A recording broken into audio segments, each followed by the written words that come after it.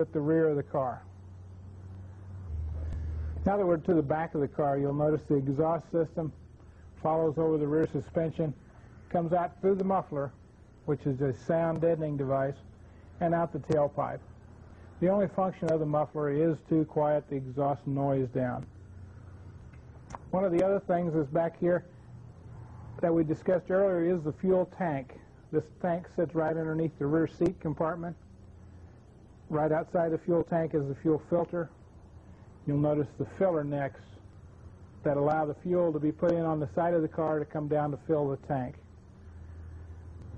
This here is going to be your rear suspension. It again will have a strut assembly with a spring attached to the top of it. And remember, the strut was for ride control and comfort both. The rest of this is just the suspension, which has adjustments on it on some vehicles, front-wheel drive, in order to keep the rear wheels in alignment. Now, earlier cars, and some of you may have cars with rear-wheel drive, at that time it would be a solid axle back here with a differential and a drive shaft that goes from the transmission back to this differential. Front-wheel drive cars are a little more efficient in power delivery, so manufacturers have almost exclusively gone to front-wheel drive. One of the items that we need to check whenever we do oil changes is just to come back and do a visual inspection for any bolts on the suspension that may be loose, any kind of leakage of the struts,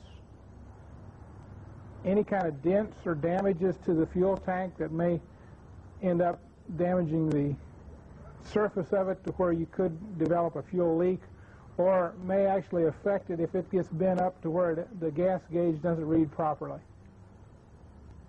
Any kind of exhaust leaks can be monitored by under here while the engine is running. More than anything, just a visual inspection whenever the car is serviced is all that's required back in this area. Another real important inspection on the undercar is going to be your tires and the tire wear. Tire wear can be controlled to where you get maximum mileage out of your tire in the neighborhood of anywhere from 30 to 50,000 miles per tire.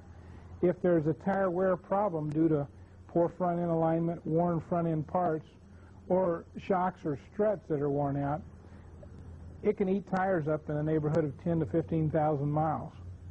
What we want to do when we inspect that tire is look for even wear from one side of the tire to the other. At the same time, we want to run our hand over the edges of the tire to make sure there's no cupping or feathering that you'll feel from a tire that's out of alignment or has the toe incorrectly adjusted. The other thing we want to watch for is any kind of dips, or in this case a nail which is in the tire that we're going to catch by inspecting this tire. We're going to be able to remove that nail before it gets punctured in far enough to where it's causing a tire leak. Another item on this front drive axle near the tire that we want to look at on all front-wheel drive cars is the constant velocity boot.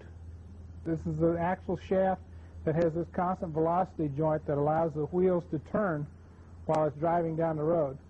If this boot would rip, the grease that's packed in here would come out, and then that joint would become dry and ruin the joint, and it could actually break the joint off. And if it breaks, your car won't go down the road. It'd have to be towed in. It's a visual inspection. Any kind of grease or anything, or any kind of tears in this boot, the boot needs repaired.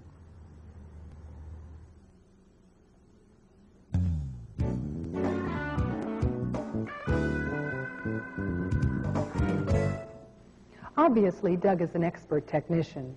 So how can you find someone like Doug to work on your automobile knowledgeably and honestly? Well, there's a certain amount of luck to it, but there are lots of things you can be aware of to help your odds of finding someone skilled and trustworthy. First, there are a couple of groups that certify technicians.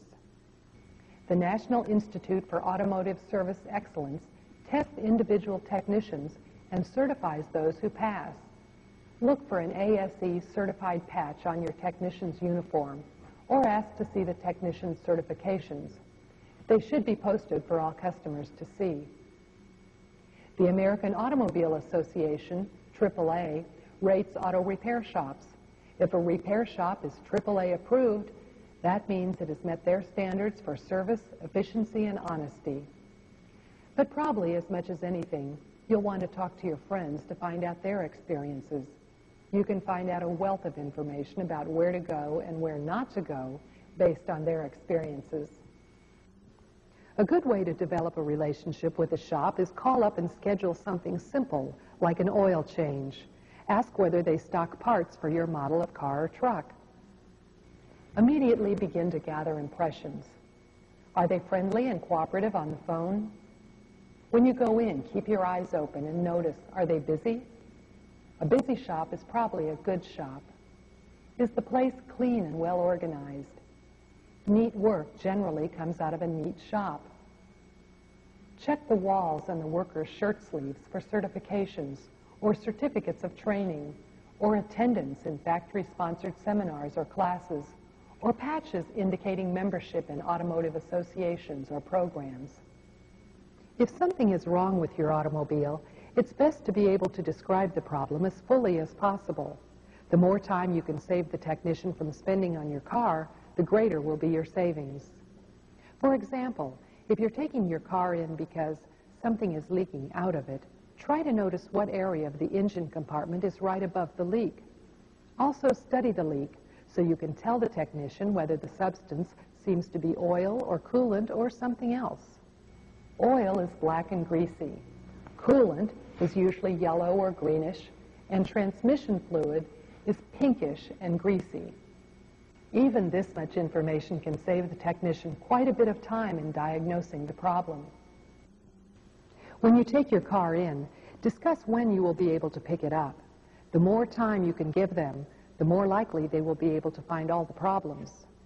Remember that no shop can keep a supply of all parts for all automobiles on hand at all times. So understand going in that there may be some delay if they have to find your problem, learn what replacement parts they need, and then track down those parts, and then have the time to put the new parts on.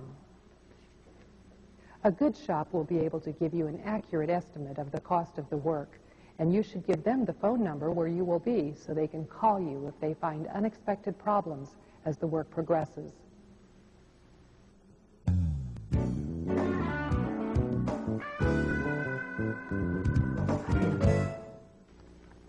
Now that you understand some of the basic systems of your automobile, take out the owner's manual for your car and look through it again. Many of the pages you skipped before will now make a lot more sense to you and be much more interesting. Your owner's manual will tell you a great deal of fascinating information about your car, like how many cylinders it has, where the oil dipstick is, which circuits run which electrical devices, and a recommended maintenance schedule. And now that you understand the function of the engine oil, the coolant, the brake fluid, it should make sense to check fluid levels and make sure fresh fluids are added or changed at the right intervals. The manual will also offer the best information about how to check, care for, and eventually replace filters, belts, brakes, tires, and other parts of the automobile that wear out. Preventing problems with scheduled planned maintenance is always better than reacting to breakdowns and failures that always happen at inconvenient times in inconvenient places. So you no longer have to be afraid of your car, afraid it will break down, afraid of dishonest repair technicians, afraid of costly repair bills. Now that you understand what the car is doing and what it needs, it will be easier for you to maintain and prevent problems. And even though you will still have to spend money on maintenance and repairs, now you know more about what you're spending for. Happy motoring.